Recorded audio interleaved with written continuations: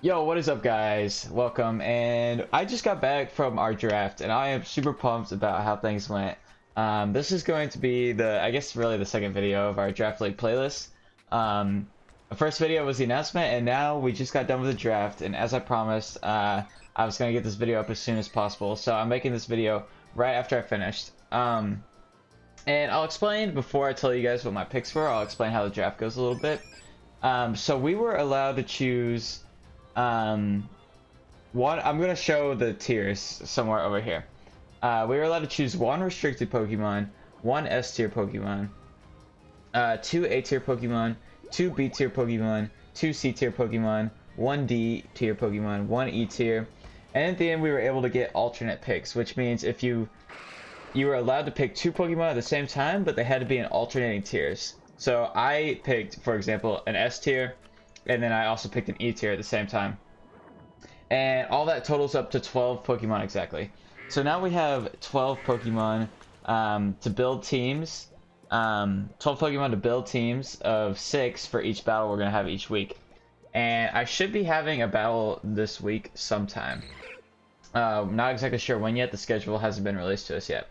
But let's go ahead and get started. In the draft, I was the 5th pick, so that means I got to pick 5th. And I was able to grab Yveltal. So Yveltal is an awesome dark flying type restricted Pokemon. I've been practicing with Yveltal a lot, and I really love using Yveltal. He's such a powerful hitter with his ability Dark Aura, which boosts his dark type moves.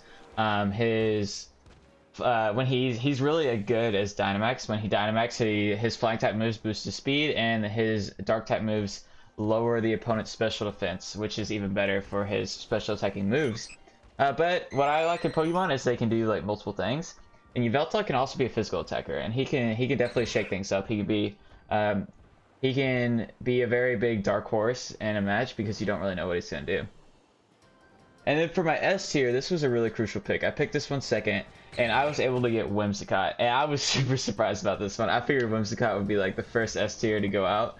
But it actually wasn't. So I was able to grab Whimsicott, and Whimsicott is an amazing support for Yveltal. It gets Tailwind to boost its speed, Fake Tears to lower the opponent's special defense, a lot of other things that are slipping my mind right now. Let me pull up Showdown so I can give you guys some more information on Whimsicott. Gets things like Taunt, which is really good. Taunt, Encore, Fake Tears, like I said. It has Prankster, so all its status moves are going to go first. And it's very fast, so it's very good. And then next time around, I was able to get one of my all-time favorite Pokemon, Tapu Koko. I really enjoy using Tapu Koko competitively. His ability, Electric Surge, builds an electric terrain as soon as he goes in. He makes an electric terrain as soon as he goes into the field.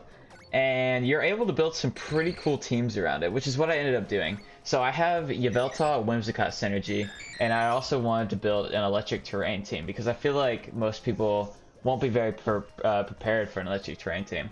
So after picking Tapu Koko, I grabbed Crocodile. Because I figured the ones that synergize with Tapu Koko well weren't going to go. Because they're kind of only good in terrain. So I figured they wouldn't go, so I wasn't worried about them. But I got Crocodile. Crocodile, ground dark type, gets Intimidate, which is really good. Moxie, if you want him to be a sweeper, which is possible. Crocodile is very powerful. He gets very offensive moves like Earthquake, Rock Slide, Darkest Lariat, and he can do a lot of things, especially with his abilities. He's got Intimidate, Moxie, Anger Point. You could run a crit set. I didn't really focus on like critting him. I didn't really build a crit team, but you know, you never know what could happen. Maybe we accidentally get crit, and then suddenly Crocodile has maxed out attack from his Anger Point ability. We could do something like that. And then I picked Swampert. Swampert is a water ground type, and he's a 3rd generation starter. Swampert was kind of like a last minute pick for me. I needed a Zacian counter, and I feel like Swampert's pretty good. He resists his ground type moves. He can hit him super effectively with Earthquake and things like that. And I'm gonna do more research into the ones I wasn't really prepared for. Swampert was kind of the only one. Swampert and one of the later ones were the only ones I was just like, I didn't really know much about, kind of like a spur of the moment pick. But I feel like Swampert can be pretty good. But he was mainly meant as a counter for Zacian, because Zacian kind of tears through our team. And then we get into the bulk of the electric terrain team.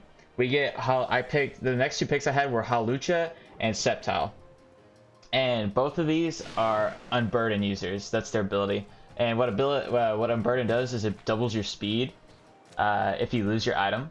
So I can give them either of them an electric seed, and I could send them out with Tapu Koko. Their seed gets popped, and suddenly they have double speed. And they're both very powerful, very fast, and can dish out a lot of damage. And they also get some support moves, which could be really helpful. And with not having to use an item slot, I can get a lot more creative with sets and stuff like that, with move sets. And then on the topic of electric terrain, I grabbed Klotzer, which gets access to Terrain Pulse, which is a very good move for terrains. And Klotzer is very specific. He was my D tier pick. So there's not really much you can do with Klotzer. He probably won't get much usage, but once again, I needed the ice type resistance. We were pretty weak to ice, so I decided to pick up Klotzer, who resists it and can dish out a lot of damage in the right scenario. And then for my E tier pick, I grabbed Alolan Raichu, which has the ability Surge Surfer. And what Surge Surfer does is in electric terrain, his speed is also doubled. So now with Raichu Alola, I can send him in and he has double speed in electric terrain. And then I can give him whatever item he wants. I give him a Choice Specs or something like that. And suddenly he's an extremely fast, super powerful special attacker. And that's what I plan to use him for. And then I had skipped one of my A tier picks because I picked it very last. And I was able to get my boy Ditto. And I was super happy about this one. Where's Ditto at? He's there. There he is. We're gonna get Ditto. And we're probably gonna use Ditto quite a bit. If you guys don't know how Ditto works, you can see Billy Imposter, and you can send him in. I've made a whole video about Ditto, but you can send him in, and he transforms into the Pokemon in front of him. And not only does he transform into him, he also copies all their stats and all their stat changes. So Ditto is very good at counter sweeping teams, and that's kind of what he's built for. So I was pretty happy with my pick from Ditto. Very underrated, but also very situational. So he'll be very difficult to use. He's really great against like weakness policy teams, so I'll be sure to like use him in those scenarios.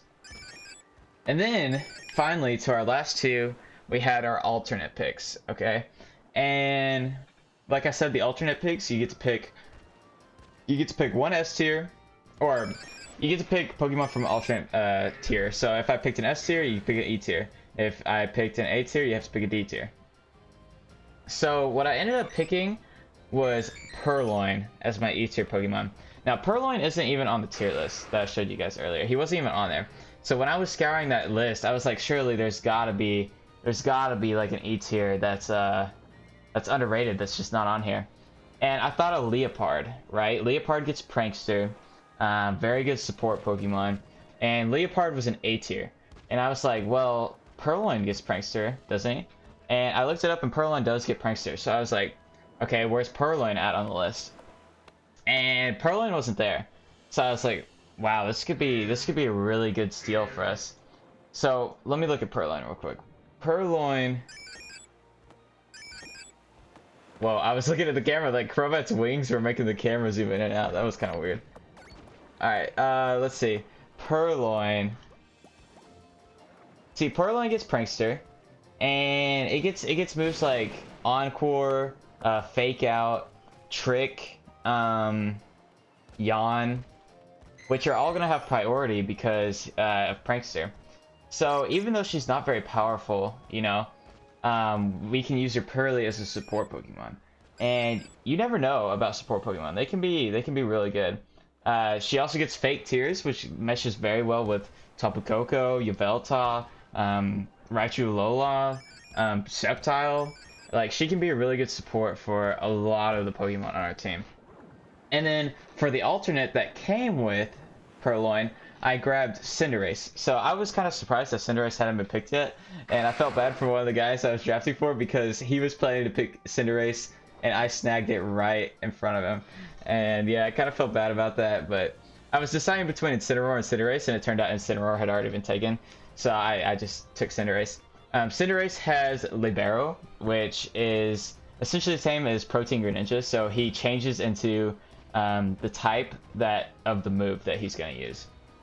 And believe it or not, Cinderace actually gets some good support too. He gets Ally Switch, so I can pull out an Ally Switch at random moments. Court Change, I'm pretty sure Court Change, it switches like statuses on the opponent's field, so like Stealth Rocks and Spikes and Toxic Spikes. And I'm pretty sure it also does Light Screen and Reflect. Don't quote me on that. Let me check real quick. Okay, yeah. So it switches Reflects and you know, Roar Veil, Tailwind over to my side. So that could actually be, you know, really good. It's definitely worth thinking about for sure. And yeah, that is the team. I was pretty happy about it. So we kind of got a Yveltal, Whimsicott, Tailwind, Electric Terrain, kind of hyper offensive team. I don't have that much defensive bulk, but I feel like I don't need it, you know? I have super fast, super hard hitters, and if I need bulk, I got Pokemon like, you know, Swampert, and the Crocodile. That's really about it. That's all we really need, honestly. The rest of the team is meant for like purely offense, come in and just tear through things. That's what Yveltal is built to do. That's what Hawlucha, Tapu Koko, that's what Hawlucha, Sceptile, Tapu Koko is meant to do. Tapu Koko, Raichu, Lola, Cinderace, they're all meant to just keep going, just like tear through opponents. And that's what I'm really hoping will happen. This is my, if you guys were wondering, this is my team of shinies. And the only one I was able to draft was Ditto. I had the ability to draft P2, and I was really thinking about it, but I didn't really see a spot on my team for P2.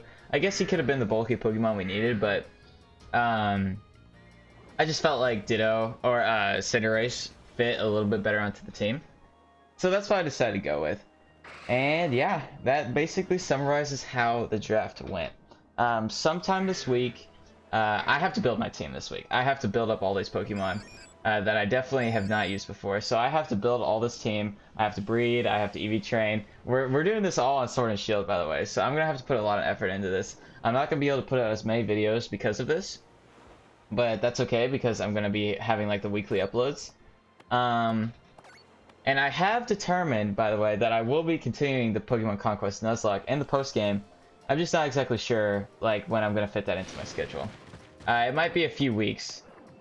Ditto and Porygon are racing, or Wooper and Porygon are racing. Porygon destroyed Wooper. Wow, good job, Porygon. Okay. Anyways, yeah, I'm not exactly sure when I'm going to fit the Pokemon Conquest episodes in. I'm not sure if I'll have time anytime soon. But maybe after I grind up this team, get it going good, then I'll have time for it. But this is going to suck up a lot of my time for now. But besides that, I look forward to making these good Draft League content.